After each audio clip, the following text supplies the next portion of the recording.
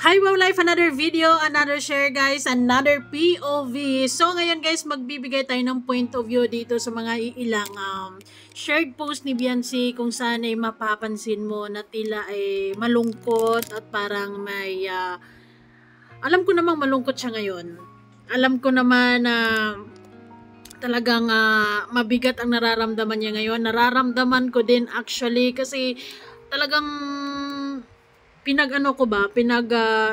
isipan ko talagang mabuti kung ako si Beyonce, kung ako ang nasa lugar ni Beyonce, anong mararamdaman ko, 'di ba?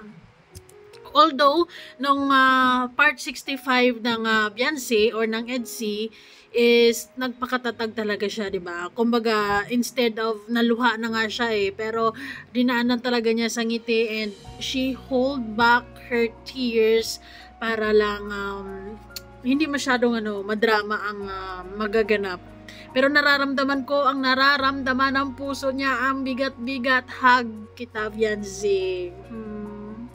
Anyways, bago ang lahat, don't forget to support and subscribe Kuya Val Santos Matubang at na vlog Kalingap Rab at sa lahat ng team Kalingap. Maraming salamat guys sa support at pagmamahal nyo sa aming mga Kalingap reactors. So ngayon, actually, kanina, while nag-i-edit ako ng una kong upload, meron siyang shared post ulit. Yung yung sabi nga doon is, kumusta ang buhay? Parang ganon. And dinilit niya ngayon actually.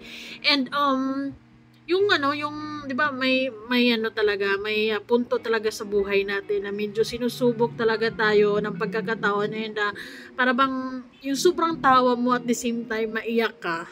Because you're trying to hide your real feelings and then at the same time talagang mabigat talaga sa loob mo, kaya natawa ka tapos biglang iyak.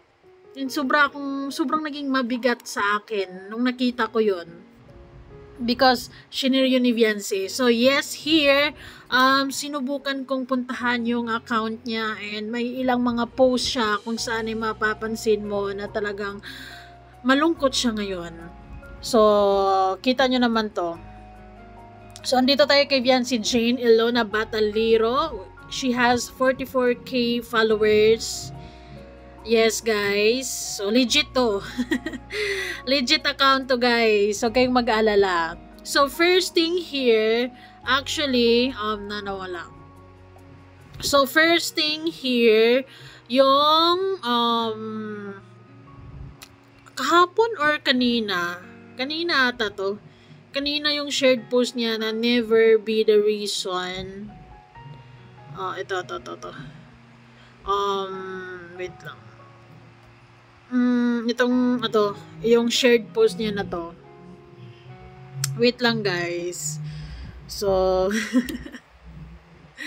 ayan. Ayun, ito. Okay. Tuloy natin kasi never be the reason for another woman's pain.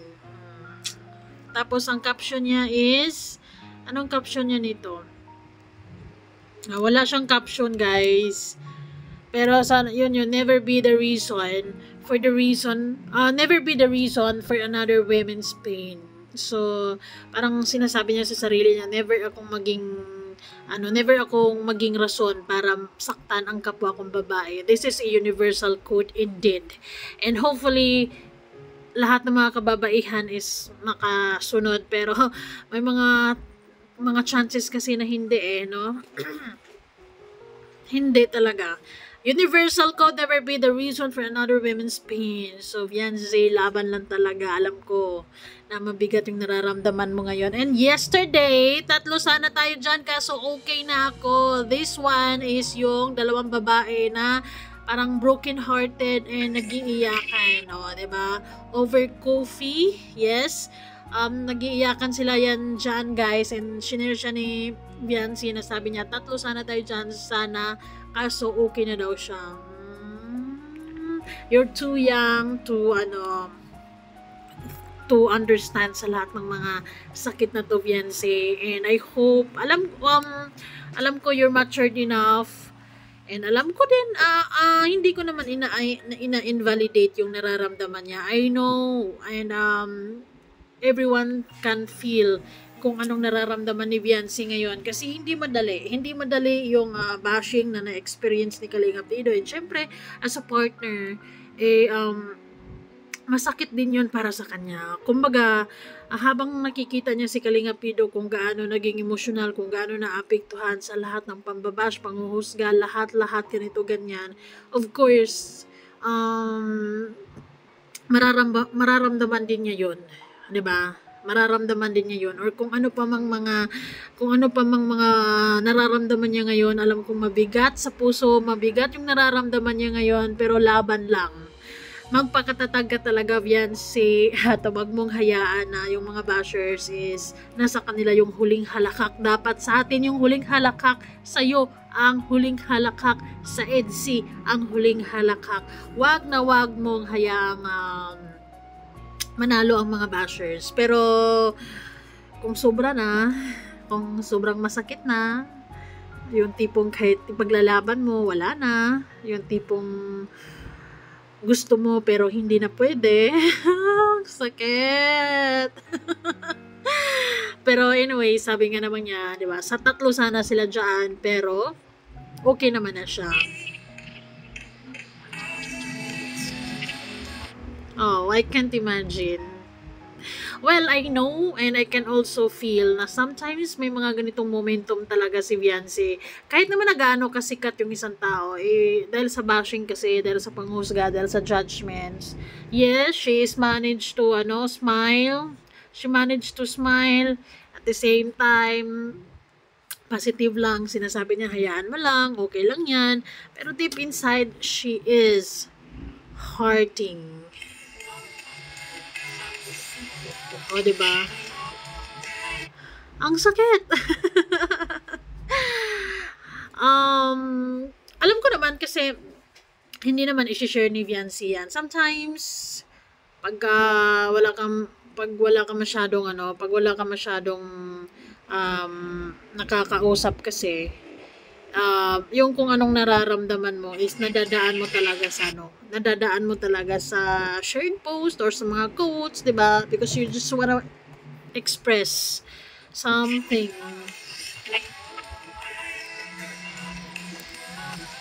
Ayun.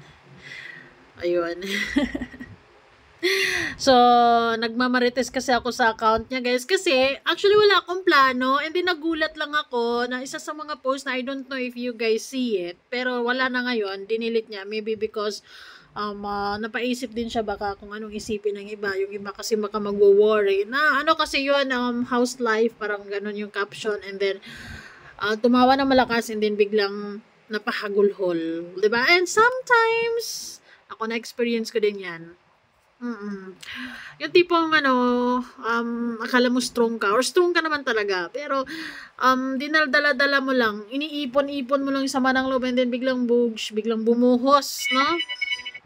So, and then itong nung isang araw, 2 days ago actually, sa nakalipas na araw, kumusta na nga ba ako? Hindi ko na rin alam. You're okay. Viancy, you're okay. Oh no.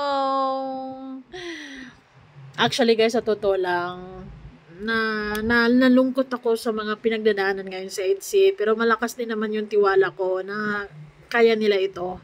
Pagsubok lang ito na kailangan lang nilang maging matatag, at sana, 'di ba, hindi sila magpapatalo sa pagsubok na ito. And kung mahal nila yung isa't isa, 'di ba? Dahil piliin nila yung isa't isa, 'di ba? Parehas naman na single. 17-year-old, no? Pwede naman talagang magka-love life. Meron pa nga mas bata. Basta alam mo lang yung limitations mo. Basta alamin mo lang yung kung anong mo, bawal at mga hindi dapat, ganyan. 'Di ba? Sabi nga dito, ito, ang daming naiinis sa'yo, kahit ilan pa kayo, wala akong pake. Well, sometimes ito yung defense natin, 'di ba? But then, since may puso ka, normal na tao ka, nararamdaman mo, naririnig mo, nababasa mo, nakikita mo, talagang minsan hindi maiwasan na ma-absorb mo at masasaktan ka talaga. 'Di ba? But anyways, hopefully, Viancy girl, magiging mas magiging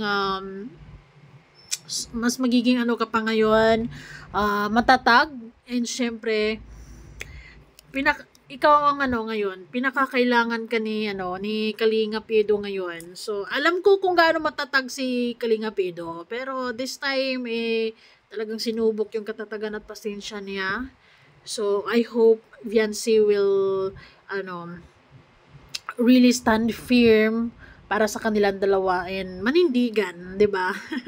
I believe naman even 17-year-old pa siya, kaya na niya magdesisyon din, 'di ba? She's old, she's matured enough to choose kung ano mga bagay-bagay na kung kailangan magdesisyon. No, nako. Lately kasi, napapansin ko kay Viancy, sabay ng mga issues na nandiyan, na ano din yung mga shared post niya. Nakakalungkot din yung mga shared post niya, di ba? Kung napapansin nyo yun, nalulungkot din ako for her because syempre madaming bashers, madaming judgment. And this is reality sa Sukmin. Kailangan dito mataas ang pasensya and kailangan pusong bato, 'di ba? Pusong bato kung para to deal with bashers kasi yung bashers talaga walang mga puso 'yan. So kailangan ng pusong bato ang gagamitin mo sa kanila. Kasi kung hindi, kung pusong mamon ka, talo ka, 'di ba? Masasaktan ka, ma-stress ka, hindi ka pwede diyan. Hindi pwede sa Sukmed yung palaging stress kasi imbes na magiging masaya, malungkot no.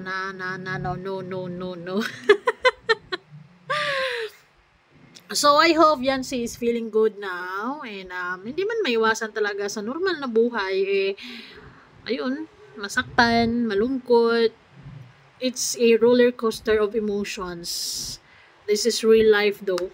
So, ngayon, guys, sa mga Viancy fans, sa mga EDSI fans, ang kailangan nila ngayon is tiwala at pagmamahal at suporta at comfort.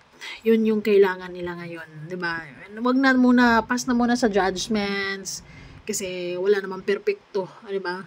Pero above all of this, hopefully na talagang malalagpasan nila, 'di ba? Ako naman hangga't may EDSI na mapapanood tayo sa kay Kalinga Prab, I strongly believe na buo pa rin ang EDSI. Kumbaga, may problema, normal lang 'yan. Pero malalagpasan nila 'yan, 'di ba? Malalagpasan nila dahil naniniwala ako na mahal nila yung isa't isa. Ay!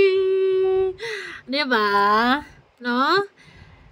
Hi, inhale, exhale, Viancy Jane. Kasi, this is adulthood. Adulthood, hindi talaga sa lahat ng pagkakataon masaya, sa pag-ibig din, lalo na, hindi puro kilig, di ba? May mga problema din. And you have just to be strong and ipaglaban mo kung anong sayo. Ipaglaban mo kung alam mong tama ka. Ganun lang yun. And actually, may mga nababasa ako ng mga iilang comments ng mga fans. Kalinga Edo, kung malungkot ka na, kung hindi mo na kaya, magpakatotoo ka lang, sabihin mo lang, aminin mo lang sa amin. Kami, maintindihan ka namin. Ayokong intindihin yun. Pero kung yun ang realidad, yes. Pero ayokong intindihin yun. Ayoko munang intindihin yun, guys. Kasi syempre masakit yun at the same time. Kung ganon, wala nang EDSI, di ba?